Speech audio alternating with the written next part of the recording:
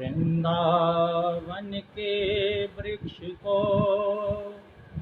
मरम न जाने को, जहाँ डाल डाल और पात पात पर श्री राधे राधे हो। बरसाने की राधिका और नंद गाँव को श्याम, इनके चरणन में करो कोटि कोटि प्रणाम, कोटि कोटि प्रणाम। लाख बार हरि हरि कहें और एक बार श्री हरिदास, अति प्रसन्न श्री राधिका देय वृंदावन वास। अति प्रसन्न श्री राधिका देय वृंदावन वास। कुंज बिहारी श्री हरिदास। आप सभी को जय जय श्री राधे। जैसे कि आप सब जानते हैं कि राधाष्टमी का आज पावन पर्व है।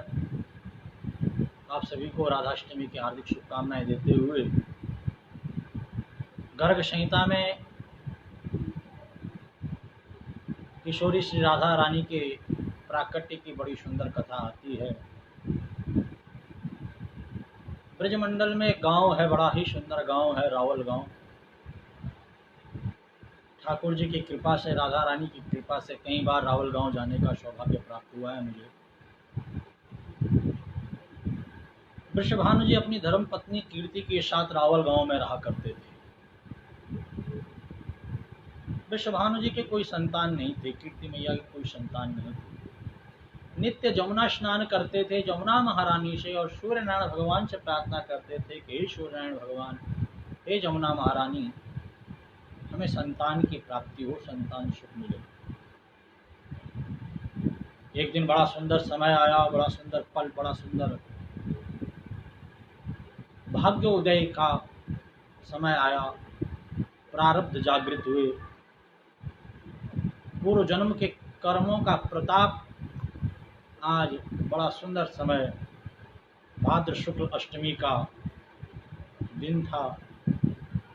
वृषभानु जी अपनी धर्म पत्नी कीर्ति के साथ जमुना स्नान कर रहे थे और वहीं पर जमुना जी में एक कमल पुष्प बहता हुआ आ रहा था, जिस कमल पुष्प में करोड़ों करोड़ों सूर्यों का प्रकाश प्रकाशित हो रहा था। जब वह कमल पुष्प वृषभानु जी के समक्ष आकर के खिला तो उस कमल पुष्प के भीतर एक छोटी सी कन्या है जिसका नाम है राधा रानी, किशोरी जी। वृषभानु ने उस कन्या को लिया और अपनी पत्नी कीर्ति को दिया। कहा, आज यमुना महारानी की कृपा से, सूर्यनारायण भगवान की कृपा से हमारे भाग्य जागृत हो गए, हमारे पुण्य जागृत हो गए, हमें ये कन्या रूपी रत्न प्राप्त हुआ है। किसी का नाम राधा पड़ा, परंतु एक रहस्य किसी को नहीं बताया कि जब से हमें ये कन्या प्राप्त हुई है तब से इसने नेत्र नहीं खोले हैं। परंतु जब 11.5 महीने बाद भाद्र कृष्ण अष्टमी तिथि नंद भवन में नंद बाबा के यहाँ पर, नंद रानी यशोदा के यहाँ पर पुत्र का जन्म, नंदोत्सव की जब बात पता चली वृषभानु को, तो बरसाना वासियों को लेकर के अपनी कन्या राधा को साथ में लेकर के आए। नंद बाबा को बधाइयाँ दी, नंद बाबा ने भी खूब बधाइयाँ ली। नंद बाबा से कहा कि कहाँ है आपका लल्ला? नंद बाबा ने कहा पालने में है, रोए जा रहा है। जैसे वृषभानु ने अपनी कन्या को नंदलाला के बगल में रखा, नंदलाला खिल खिल खिल खिल हंसने लगे और नंदलाला की खिलखिलाहट सुन करके जो राधा रानी 11.5 महीने से नेत्र नहीं खोली थी, नेत्र खोल करके टकटकी लगा करके कन्हैया को निहारने लगे, नंदलाला को निहारने लगे। देवता पुष्प वृष्टि करने लगे, चारों ओर जय जय श्री राधे, जय जय श्री राधे की ध्वनि होने लगी। वृषभानु और नंद बाबा एक दूसरे के गले मिले।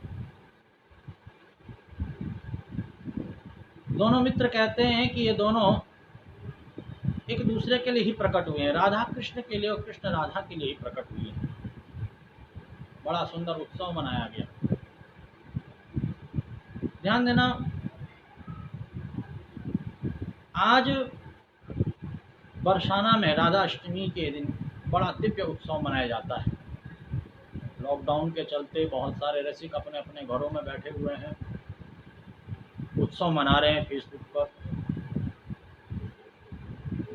परंतु कई वर्षों से मुझे भी राधा अष्टमी पर बरसाना जाने का सौभाग्य प्राप्त हुआ, होता रहा राधा रानी की कृपा से।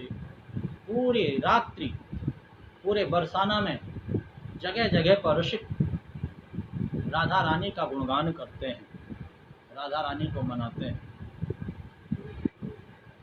जगह जगह संकीर्तन होते हैं, उन संकीर्तनों में भक्त बड़ा आनंद लेते हैं। आज अपने अपने घरों में बैठ करके हम और आप प्रार्थना करें कि राधा रानी की कृपा से सबके घरों में सुख आए, समृद्धि आए, धन धान्य आए, आयु आरोग्य ऐश्वर्य की वृद्धि हो। राधा रानी की कृपा सबके ऊपर बनी रहे। राधा कृष्ण का प्राण है, कृष्ण की आत्मा है। ध्यान देना, कई लोगों के मन में प्रश्न होता है क्या राधा और कृष्ण का विवाह हुआ है। मैं बताना चाहता हूँ कि गर्ग संहिता में राधा और कृष्ण के विवाह का बड़ा सुंदर वर्णन आता है। जब एक बार नंद बाबा नंद लाला को लेकर के गैया चराने के लिए वृंदावन में गए, मूसलाधार बारिश पड़ने लगी। वहीं पर राधा रानी आ गई, कहा बाबा आप गौओं को लेकर के चलिए, मैं नंद लाला को लेकर के चलती हूँ, आप लाला को मुझे दे दीजिए। नंद बाबा ने किशोरी जी को, राधा जी को नंद लाला सौंप दिए, कन्हैया सौंप दिए, और राधा रानी कन्हैया को लेकर के जब चलने लगी गोदी में, तो भांडिर वन आया। ब्रजमंडल में एक वन है भांडिर वन। भांडिर वन के आते ही ब्रह्मा जी प्रकट हो गए, समस्त देवी देवता प्रकट हो गए, और ब्रह्मा जी ने कहा कि कलयुग आने वाला है और कलयुग में आपकी लीलाओं पर लोग प्रश्न चिन्ह उठाएंगे, इसलिए प्रभु आप तरुण अवस्था में प्रकट होइए। और वहीं पर राधा और कृष्ण अपनी युवा अवस्था, तरुण अवस्था में प्रकट हुए, और ब्रह्मा जी ने अग्नि को साक्षी मान करके यहाँ पर सुंदर राधा और कृष्ण का पाणी ग्रहण संस्कार, विवाह संस्कार संपन्न कराया। वह दिन था बसंत पंचमी का दिन, उसे विवाह पंचमी के नाम से भी जाना जाता है। राधा और कृष्ण को खूब आशीर्वाद दिया, और फिर अपने बाल रूप में दोनों के दोनों प्रिया प्रीतम प्रकट हो गए। राधा रानी कन्हैया को लेकर के नंद रानी यशोदा के पास पहुंची है। नंद रानी यशोदा को कन्हैया को दे करके, बाल कृष्ण को दे करके अपने बरसाना को प्रस्थान किया। ऐसी बहुत सारी लीलाएं हैं जिन लीलाओं को लोग नहीं जानते हैं, और राधा और कृष्ण की लीलाओं पर प्रश्न चिन्ह उठाते हैं। पर ब्रह्म परमात्मा ही, भगवान नारायण ही राधा और कृष्ण के रूप में गोलोक धाम से इस ब्रजमंडल में प्रकट हुए हैं, इस धरा में प्रकट हुए हैं। ध्यान देना, लाखों करोड़ों वर्षों से, युगों युगों से जो भक्त तपस्या करते हैं प्रभु को पाने के लिए, वह गोपी बनकर के ब्रजमंडल में आते हैं। गोलोक धाम से ब्रजमंडल इस धरा पर आता है, वृंदावन आता है, जमुना महारानी आती है, राधा रानी आती है, और फिर मेरे कन्हैया का प्राकट्य होता है, और भक्तों को अंग संग दे करके भक्तों के ऊपर मेरे प्रभु कृपा करते हैं। राधा और कृष्ण की दिव्याति दिव्य लीलाओं का जो रसस्वादन करता है, जो श्रवण कराता है, श्रवण करता है, राधा कृष्ण की कृपा से उसके समस्त पाप नष्ट हो जाते हैं, उसका जीवन धन्य हो जाता है। कहते हैं कि वृंदावन के वृक्ष को मरम न जाने कोई, जहाँ डाल डाल और पात पात पर श्री राधे राधे। आप सभी को राधाष्टमी की पुनः हार्दिक शुभकामनाएं। आप सभी को जय जय श्री राधे।